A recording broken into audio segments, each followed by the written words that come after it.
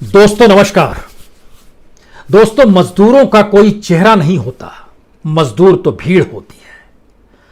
मजदूरों की पहचान उनके टिफिन से होती है जिसमें रोटियां रखी गई होती है, या फिर उस रुमाल से जिसमें चटनी और रोटी लपेटी जाती है। मजदूरों के सपने अपने बच्चों के लिए खरीदे गए उन छोटे छोटे खिलौनों में समाये होते हैं जिसके जरिए वो आने वाले वक्त के खुशनसीब सपने देखते हैं। उनकी जिंदगी की जद्दोजहद और जिंदगी का संघर्ष उनकी घिसी टूटी चप्पलों से नजर आता है, और जब उनकी मौत हो जाए तो राहत की रकम ही सारी कहानी बयां कर देती है। कुछ इसी तरीके से औरंगाबाद में हुआ है, और ये चंद लाइनें दरअसल सिर्फ औरंगाबाद के उन 16 मजदूरों के एहसास को समेटे हुए नहीं है जो रात में खा पीकर रेलवे पटरी को ही तकिया बनाकर सो गए और सुबह उठ नहीं पाए, बल्कि इस देश के भीतर का सच यह है जो बेहद त्रासदीदायक है। कमोवेश मौजूदा वक्त में भारत इन्हीं परिस्थितियों से जूझ रहा है और उसके सामने कोई रास्ता नजर नहीं उसे आता है, क्योंकि अभी भी देश के भीतर में जो असमानता है, जो देश में विकास का नजरिया है, जो देश में आगे बढ़ने की सोच है, अभी भी वह इन परिस्थितियों से नहीं जूझ पा रही है। सोशल डिस्टेंसिंग हो गया, अब सोशल इंडेक्सिंग का वक्त है, यानी सामाजिक तौर पर जो आर्थिक परिस्थितियां होती हैं उसको किस तरीके से इस पूरे देश के भीतर एक सोशल इंडेक्स को इतने नीचे लाया जाए जहां पर एक समानता का भाव तो कम से कम पैदा हो। हमें लगता है कि आज इसकी जरूरत है और इसी के लिए सारी पॉलिसी बनाने की जरूरत है। इसीलिए आज जब हम आपसे चर्चा कर रहे हैं तो सिर्फ औरंगाबाद की घटना ही जहन में नहीं आ रही है, जहां पर सरिया फैक्ट्री में काम करने वाले 20 मजदूर निकले जालना से, औरंगाबाद पहुंचे और रात में वहीं सोए और सुबह उठ नहीं पाए। इस देश के भीतर का सच यह भी है कि सागर छतरपुर में 24 घंटे पहले ही वहां पर मजदूरों को ले जा रही एक पिकअप वैन एक ट्रक से टकराती है। 3 मजदूर मर जाते हैं जो पिकअप वैन में थे, 24 घायल हो जाते हैं। इतना ही नहीं, दिल्ली के द्वारका इलाके में एक 40 साल का मजदूर इसलिए खुदकुशी कर लेता है क्योंकि उसको कहीं रास्ता नजर नहीं आता है। अब वो कैसे खाना खिलाए अपने परिवार को, पत्नी है, 4 बच्चे हैं, पिता भी साथ में रहते हैं। यह एक अलग अलग परिस्थिति मजदूरों की है, लेकिन इन मजदूरों को देखने का भी एक नजरिया है। एक नजरिया पीएचडी चैंबर ऑफ कॉमर्स कहता है अगर मजदूर नहीं लौटेंगे 3 लाख करोड़ का घाटा उन तमाम फैक्ट्रीज इंडस्ट्री को तुरंत हो जाएगा। दूसरी तरफ मध्य प्रदेश सरकार ने भी जारी किए नियम कायदे कि अब 12 घंटे काम लिए जा सकते हैं मजदूरों से, और जो फैक्ट्री मालिक है, जो इंडस्ट्री में काम कराने वाले मैनेजर्स हैं, उनको ये छूट दे दी कि आपको 2-4 चीजें जो पहले हक में आती थी मजदूरों के, वह देने की जरूरत नहीं है, क्योंकि हमको तो किसी भी तरीके से उस इकोनॉमी को चलाना है, उस इंडस्ट्री को चलाना है। तो ऐसे में वेंटिलेशन की जरूरत नहीं है जहां मजदूर काम कर रहा है, वहां पर सिटिंग यानी बैठने की सुविधा कोई जरूरत नहीं है इसकी, वहां पर फर्स्ट एड है या नहीं है कोई जरूरत नहीं है इसकी, प्रोटेक्टिव इक्विपमेंट्स है या नहीं है कोई जरूरत इसकी नहीं है, कैंटीन है या नहीं है कोई जरूरत नहीं है इसकी, वीकली हॉलीडे दिया जाता है या नहीं, काम के घंटे बढ़ाते हुए बीच में कोई इंटरवल भी दिया जाता है, कोई जरूरत नहीं है। इन सब से एग्जेम्प्ट कर दिया गया है, क्योंकि यानी मजदूरों के जरिए भी काम लेना है, और मजदूरों की हालत भी एक तरफ है, और इस देश के भीतर में टेक्नोलॉजी या पैसे वाले सिर्फ इस देश की इकोनॉमी को नहीं चला सकते, यह भी सच है। तो देश चलेगा कैसे, और मजदूर क्या इसी रूप में मरते रहेगा, या फिर सोशल इंडेक्सिंग इस दौर में इस तरीके से होने चाहिए कि इस देश के किसी भी छोर का व्यक्ति औरंगाबाद में रेलवे पटरी पर सर रखकर सोए हुए मजदूरों की चिंता कर सके, या फिर उसमें बेचैनी हो कि उसने क्यों वहां पर सर रखा है, वहां वो जगह नहीं है। ये इंफ्रास्ट्रक्चर हमारे पास होना चाहिए। तो हमें लगता है कि आज इस बात का जिक्र जब हम करने जा रहे हैं तो उससे पहले एक चीज और जरा समझ लीजिए। भारत का कोई मंत्री अमेरिकी मंत्री से ज्यादा बेहतर तरीके से जीवन जीता है। भारत का कोई भी ब्यूरोक्रेट अमेरिकन ब्यूरोक्रेट से बेहतर जीवन जीता है। भारत के भीतर का कोई भी कॉरपोरेट बड़ा इंडस्ट्रियलिस्ट जो सत्ता के नजदीक मौजूदा वक्त में हो, और सामान्य दौर में यूं भी अब सबको जोड़ लीजिए, उनकी स्थिति American corporate, American bureaucrat, American में सबसे बेहतर होती है। लेकिन जब ओवरऑल देखते हैं तो भारत की परिस्थितियां कितनी विकट है उसका एक छोटा सा हिस्सा पहले हम आपको बतला देते हैं। क्योंकि भारत में जो 1,76,000 करोड़ रुपए जो बांटे गए उस बांटने को अगर मान भी ले कि बांटे गए तो ये सोचिए कि किन को दिए गए। उसमें सिर्फ जो एग्जिस्टिंग स्कीम्स थी उस पर लगभग 70,000 करोड़ रुपए सरकार ने खर्च किए, और जो लगभग 1,06,000 करोड़ रुपए बचे उसमें 40,000 रुपए गेहूं चावल दाल पे जो बांटा गया उसके लिए खर्च किया गया। महिलाओं के खाते में जो 500 रुपए दिए गए उसमें तकरीबन 1,500 करोड़ रुपया उसमें चला गया, और बाकी का जो 60,000 करोड़ रुपया है वह इस देश के जो वरिष्ठ नागरिक थे उनको जो 3 महीने तक 1,000 रुपए देने का जिक्र है उसमें चला गया। यह लड़ाई है। और भारत के भीतर जो बेरोजगार उन सब का जिक्र ना कीजिए आज, क्योंकि जब इसके ठीक समानांतर हम अमेरिका का जिक्र करेंगे तो अमेरिका में उनके अपने इतिहास में सबसे खराब स्थिति है, जहां पर 3,30,00,000 लोग बेरोजगार हो गए हैं, जिन्होंने सेंट्रल बैंक में अर्जी डाली है कि आप हमें भत्ता दीजिए, बेरोजगारी भत्ता। और वहां पर हमारी जानकारी में जो वहां कुछ लोग रहते हैं उनसे जो बातचीत हुई, वहां पर एक इंडियन जब यूएस सिटीजन हो गए उन्होंने बताया कि हमारे बैंक अकाउंट में $3,900 आ गए, क्योंकि हमारी नौकरी छूट गई थी, हम बेरोजगार हो गए थे। तो अब आप कल्पना कीजिए, अगर एक व्यक्ति को $3,900 मिल रहा है तो 3,30,00,000 बेरोजगारों को तकरीबन $12,870 करोड़ वहां पर मिल जाएगा। इतना जब डॉलर मिलेगा तो इसको जब आप रुपए में कन्वर्ट करेंगे तो एक व्यक्ति के हिस्से में आएगा 2,94,377 रुपए।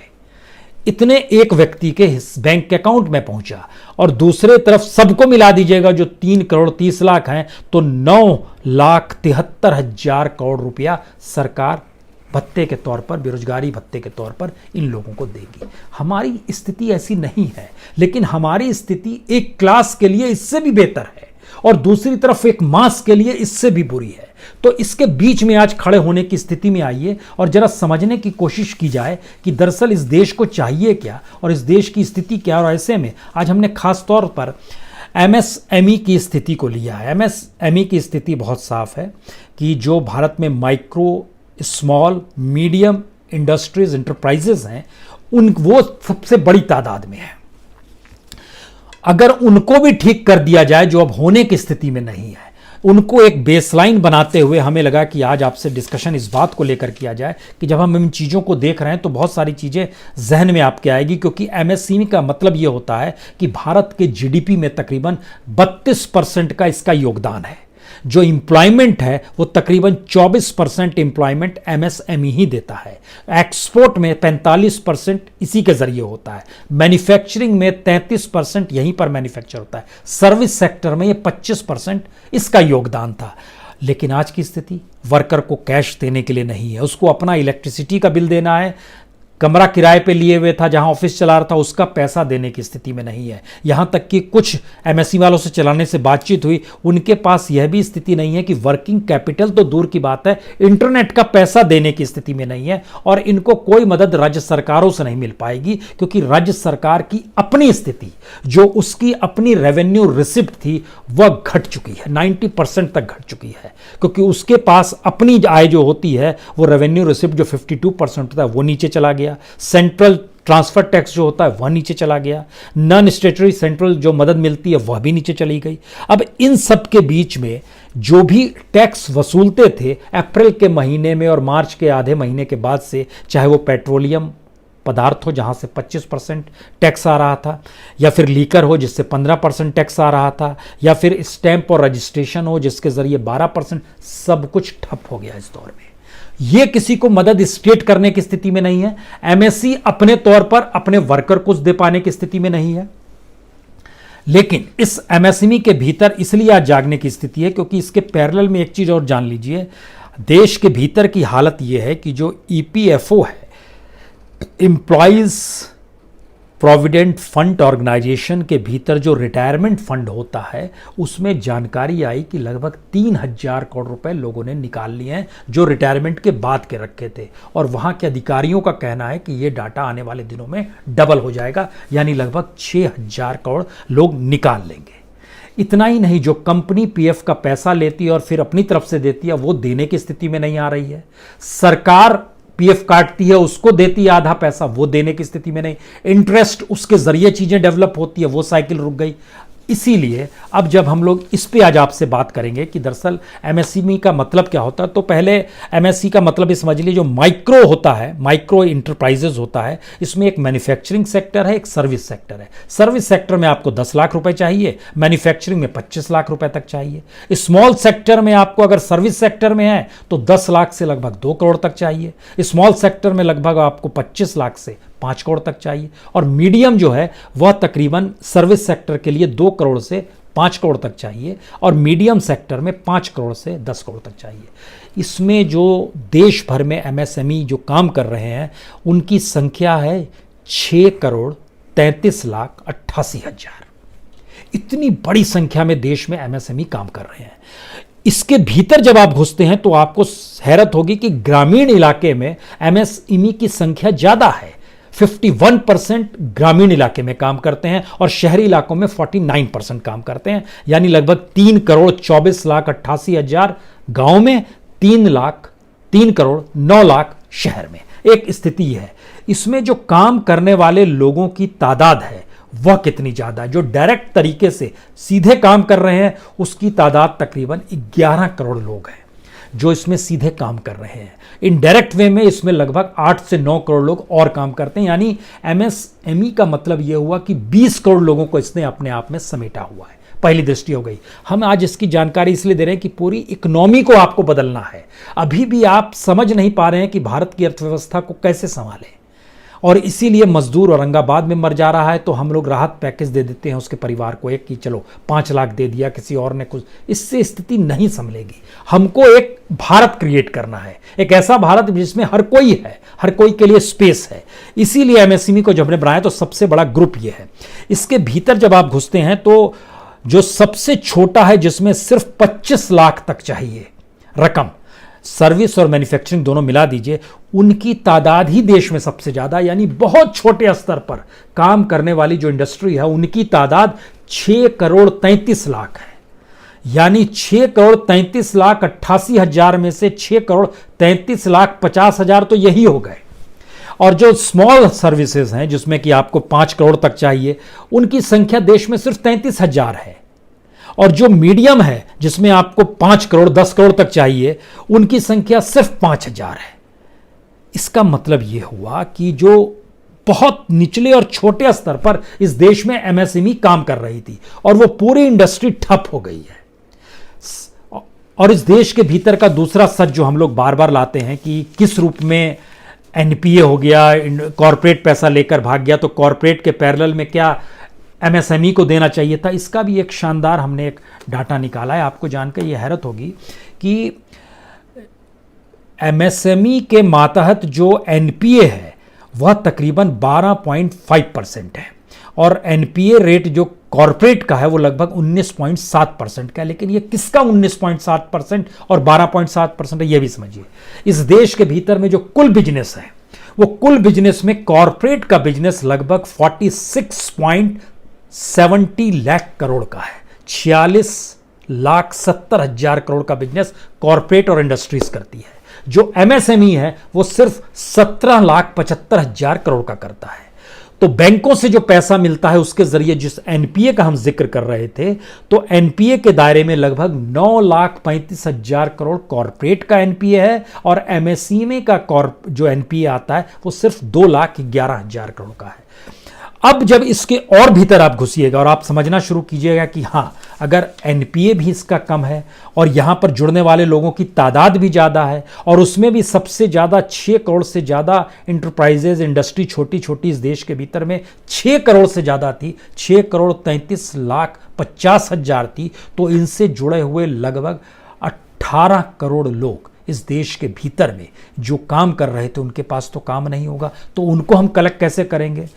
जब सरकार कोई डाटा देती है तो और डाटा ये कह कर देती है कि देखिए हमने तो इतना कुछ दे दिया, तो हमें लगता है कि उसको भी एक बेसिक तौर पर आपको पकड़ना चाहिए। जैसे देश के फाइनेंस मिनिस्टर ने कहा कि हमने एमएसएमई के लिए सैंक्शन किया है 5,66,000 करोड़। जाहिर है 5,66,000 करोड़ रकम कोई छोटी तो नहीं लगती है, बड़ी लगती है। और वो लॉकडाउन खत्म होने के बाद उसको हम लोग डिस्ट्रीब्यूट करेंगे। लेकिन जब आप इसके भीतर जाएंगे तो आपको जानकर हैरत होगी कि जो टोटल अकाउंट कितने हैं जिनको ये पैसा दिया जाना है, तो उसमें पता चलेगा आपको कि 4,81,000 अकाउंट में पैसा जाना है, 5,66,000 करोड़। तो हर के हिस्से में कितना आया? हर के हिस्से में, हर के खाते में जो आएगा वो सिर्फ 1,17,00,000 रुपए का आएगा। हर खाते में 1,17,00,000 के हिसाब से अगर आप चलते हैं तो ये 5,66,000 करोड़ हो जाता है। अगर ये स्थिति है तो इसकी दूसरी स्थिति में आइए कि जहां पर इस बात का जिक्र हुआ कि इस देश के भीतर में जो एनबीएफसी है, नॉन बैंकिंग फाइनेंशियल कंपनीज है, और जो एचएफसी है, जो हाउसिंग फाइनेंस कंपनी है, उसने भी लगभग 1,00,000 करोड़ रुपए उसको भी बांटने हैं। लेकिन इसका दूसरा हिस्सा ये आया कि दरअसल जो एमएसएमई के भीतर में अकाउंट्स जो 4,81,000 हैं, उसमें जानकारी ये मिली कि पहले राउंड में लगभग 27 लाख कस्टमर्स ने दरवाजा खटखटाया था। सरकार ने पहले राउंड में सिर्फ जिनको बैंक से पैसा मिलना था 2,37,000 लोगों का सैंक्शन किया। कितना सैंक्शन किया? वो सैंक्शन किया 26,500 करोड़ रुपए। ये भी रकम ज़्यादा लगती है आपको। अब ये रकम जब ज़्यादा लगती है तो आप सोचेंगे अच्छा ये रकम है तो 26,500 करोड़ तो बहुत ज़्यादा है। लेकिन उसको जब हमने 2,37,000 केसेस जिनको सैंक्शन किया गया उसमें जब औसत निकाला तो हर के हिस्से में आ रहे हैं 11,181 रुपए। यानी ओवरऑल एमएससी में अगर हर के खाते में 1-1 करोड़ रुपया आ रहा है, और उसमें बड़ी तादाद उन लोगों की है जो कि मीडियम और स्मॉल हैं, जो करोड़ में बिजनेस करते हैं, क्योंकि जो 25 लाख से कम है उनका जब औसत निकालना शुरू किया तो उनके पास 1 से 2 लाख से ज़्यादा पैसा नहीं आ रहा है। अब सवाल है इस दौर में जो बिजली बिल होगा, जो रेंट होगा, जो कैश देना होगा मजदूरों की, वो पैसा तो वहीं खप जाएगा। यानी टोटल जोड़िएगा तो इस देश की मुसीबत यही है कि बड़ी रकम लगती है, लेकिन उसको जब आप बांटते हैं तो हर हिस्से में बड़ी छोटी छोटी रकम आती है। यही स्थिति कमोवेश 1,76,000 करोड़ की थी। लेकिन इसका अगला सवाल यह है कि तब इस देश को आप बांधना कैसे चाहते हैं और इस देश के भीतर का सच क्या है? दरअसल ये सारे जो एमएसएमई काम करते हैं, 2-3 क्षेत्र खासतौर पे मैन्युफैक्चरिंग का क्षेत्र है, ट्रेड का क्षेत्र है और बाकी सर्विसेज का क्षेत्र है। मैन्युफैक्चरिंग में लगभग 31% इंडस्ट्री काम करती है जो एमएसएमई की है, ट्रेड में लगभग 36%। ये दोनों जो मैन्युफैक्चरिंग और ट्रेड है ये पूरी तरह तहस नहस हो गया है। सर्विस में भी 33%, वह भी समाप्त हो गया। तो बचा क्या है? और ये फिर से पनपेंगे कैसे? क्योंकि जो एम्प्लॉयमेंट इन्होंने अगर दिया हुआ है, डायरेक्ट एम्प्लॉयमेंट 11,09,89,000 का है, इनडायरेक्ट वे में जोड़िएगा तो ये लगभग 20 करोड़ के लगभग आ जाता है। और उसमें रूरल एम्प्लॉयमेंट जो था, रूरल एम्प्लॉयमेंट तकरीबन 4,97,78,000 जो सरकार का है डायरेक्ट, और अर्बन में 6,12,00,000। ये दोनों को हम इसलिए मिला रहे हैं यहां पर क्योंकि स्थिति जो रूरल की हुई है वही अर्बन की हुई है, जो इकोनॉमी हमारी चल रही थी।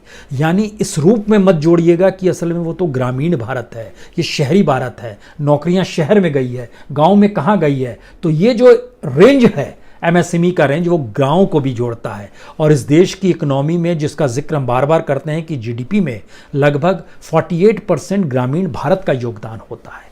यानी पहली बार एक ऐसी स्थिति बनी है जिसमें समूचे भारत को आपको एक दृष्टि से देखना होगा। यह संभव ही नहीं है कि कल तक जो स्थितियां थी इस देश में वही स्थिति अब आने वाले वक्त में भारत में रहेगी। वो चेंज कैसे होगा? यही वो सोशल इंडेक्स है जिसको हमको लगता है कि एक तैयारी सरकार को करनी चाहिए, जो सरकार नहीं कर पा रही है। और इसके लिए जरा इस बात को समझना होगा कि इस देश के भीतर में जितनी भी अस्थाई टोटल नौकरियां हैं, कुल नौकरी मान लीजिए, जो पब्लिक सेक्टर और प्राइवेट सेक्टर को अगर मिला दीजिएगा तो 2011 का आंकड़ा कहता है कि लगभग 2,75,00,000 लोग सिर्फ अस्थाई नौकरी करते थे, जिनको तमाम सोशल सिक्योरिटी मिलती थी। 2020 तक की स्थिति में आइएगा तो तकरीबन 3,15,00,000 की स्थिति आ रही है कि ये लगभग अस्थाई नौकरी करने। यानी इस देश के 130 करोड़ में से सिर्फ 3 करोड़ परिवार ही ऐसे हैं जो कि अस्थाई नौकरी कर रहे हैं। अस्थाई नौकरी के साथ उनका जो पेमेंट का रेंज था वह कमोवेश बाकी नौकरियों की तुलना में ज़्यादा था। उनको सोशल सिक्योरिटी थी, मेडिकल सिक्योरिटी, हर तरह की सिक्योरिटी उनके साथ जुड़ी हुई थी। लेकिन मौजूदा वक्त की स्थिति तो बदल गई, और जब गांव और शहर की स्थिति कमोवेश एक सरीखी हो रही है तो गांव की इकोनॉमी तभी तक चलेगी जब तक उसके पास रहने वाले लोगों के पास पैसा है। क्योंकि अगर इकोनॉमी रुक गई है तो वो पैसा कितने दिन चलेगा। जिस तरीके से दिल्ली सरकार ने हाथ खड़े कर दिए कि हमको जितना मुफ्त में देना था दे दिए, अब हमें पैसा चाहिए, रेवेन्यू चाहिए, तो उन्होंने कहा शराब की दुकान खोल दो, पेट्रोल कीमत बढ़ा दो, फिर शराब पर भी आप एक्साइज टैक्स और बढ़ा दीजिए, 70% और बढ़ा दीजिए। तो कमाई के रास्ते भी जनता से ही आ रहे हैं, और ये कोई प्रोडक्टिव नहीं है। पेट्रोल डीजल तभी खर्च होता है जब कोई इकोनॉमी चल रही हो, उस इकोनॉमी के साथ सामान को चलना होता है, वो तो चल नहीं रहा है। पेट्रोल डीजल आप कितने दिन घूमिएगा, फिर वह भी महंगा होगा तो वह भी आप भराना बंद कर दीजिएगा। शराब कितने दिन पीजिएगा, जब तक पैसा है पी लीजिएगा, फिर उसके बाद क्या कीजिएगा, रोजगार नहीं होगा तो एक स्थिति इक्वली आ गई है। अगर हम इसको वर्ल्ड वाइड चीज़ों को परखना शुरू करें तो इसमें एक चीज़ और आपको समझनी होगी पहले, कि हमारी जीडीपी में अभी तक जो योगदान है उसमें एग्रीकल्चर, इंडस्ट्री और सर्विस 3 क्षेत्र होते हैं। एग्रीकल्चर का योगदान सिर्फ 17%, 17.32% है। इंडस्ट्री का योगदान 29.02% है। सर्विस सेक्टर का योगदान 53.66% है। और ये सर्विस सेक्टर का योगदान घट के आ गया है 5.4% पर अप्रैल के महीने में।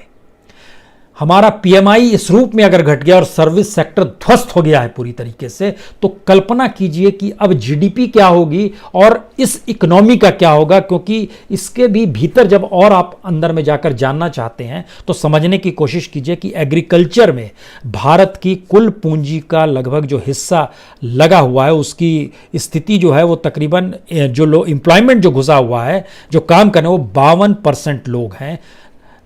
2009 में 52% थे और 10 साल बाद 2019 का डाटा बताता है 43% है। यानी खेती पर टिके हुए लोगों की तादाद कम हुई। दूसरी तरफ इंडस्ट्री पर टिके हुए लोगों की तादाद बढ़ गई, 21% से बढ़कर वो 25% तक चली गई। सर्विस सेक्टर में भी 5% की बढ़ोतरी हुई 10 साल में, 2009 से 2019 तक में, वह भी 26% से 31% तक चला गया। एक स्थिति है। अब इसके भीतर उस स्थिति में आइए पूंजी कितनी लगी हुई है, क्योंकि जो सेक्टर फेल हुए हैं उसमें इंडस्ट्री फेल हुई है, उसमें सर्विस सेक्टर फेल हुआ है, और जीडीपी में इन दोनों का योगदान ही असल में लगभग 83% होता है। सर्विस सेक्टर में जो कितने लाख करोड़ है, 137 लाख करोड़ सर्विस सेक्टर की पूंजी लगी हुई है वहां पर। इंडस्ट्रियल सेक्टर में लगभग 39 लाख करोड़ है। एग्रीकल्चर में लगभग 23 लाख करोड़ है। हम इन डाटा को इसलिए आपके सामने रख रहे हैं कि एक तस्वीर साफ हो जाए कि जब इंडस्ट्री बंद हो चली है, इंडस्ट्री तभी चलेगी जब आप मजदूर से काम लेंगे। मजदूर अब घर लौटने की स्थिति में है, उसके पास 2 जून की रोटी नहीं है, वो भूख की स्थिति में आया, आप पेट भरने की स्थिति में नहीं थे। सर्विस सेक्टर ध्वस्त हो गया है क्योंकि डिमांड नहीं है मार्केट में। डिमांड नहीं होगी तो आप कुछ भी सर्विस क्या देंगे किसी को भी, एक बहुत चीज़ें ध्वस्त हो गई हैं। तो कहीं एग्रीकल्चर सेक्टर बचा हुआ है हमारा, और हमारे पास वो लेबर बचा हुआ है जो लेबर कल तक शहर में रहता था, और शहर में जब वो रहता था तो वहाँ रहने के दौरान उसको किराया भाड़ा देना पड़ता होगा, वहाँ के जो टैक्स होते होंगे उसको देना पड़ता होगा। एवरेज निकालिएगा तो शहर में कमाने वाला 10,000 कमाने वाला एक मजदूर अपने गाँव में बड़ी सुविधा के साथ 5,000 में रह सकता है, तमाम सुविधाओं के साथ। उसको शहर आने की जरूरत नहीं है। इसका मतलब है कि हमें पूरे इंडस्ट्रियल, सर्विस सेक्टर और एग्रीकल्चर को अब कहीं ना कहीं रूरल इंडिया को एक बेस बनाना होगा। और अगर वो नहीं बनाएंगे और अगर हम इसी क्राइसिस में चलेंगे कि दरअसल हमारे पास तो एक मेंटलिटी बड़ी साफ थी, जिस तरह शिवराज सिंह चौहान ने मध्य प्रदेश में किया कि अब 12 घंटे काम लो मजदूरों से, कोई सुविधा नहीं दो, कुछ नहीं दो, काम लो। तो वो रोबोट तो है नहीं, काम लो। एक स्थिति आएगी, वो कितना काम करेगा किस रूप में, और अगर वो मान लीजिए जो प्रोडक्ट बना रहा है वो मार्केट में बिकेगा नहीं, क्योंकि जो खरीदने वाला होगा उसकी अगर बाइंग कैपेसिटी इस दौर में सरकार ने, तो ये जो चक्की थी ये चक्की रुक गई है। अब सवाल यह है, इस देश के भीतर का अनूठा सच ये है कि इस देश में जो 20% लोग हैं उनके पास जो ऑर्गेनाइज सेक्टर में या इन जनरल नौकरी में जो काम कर रहे हैं उनकी जो रकम है और जो 80% की रकम है, इनमें बड़ा व्यापक अंतर है।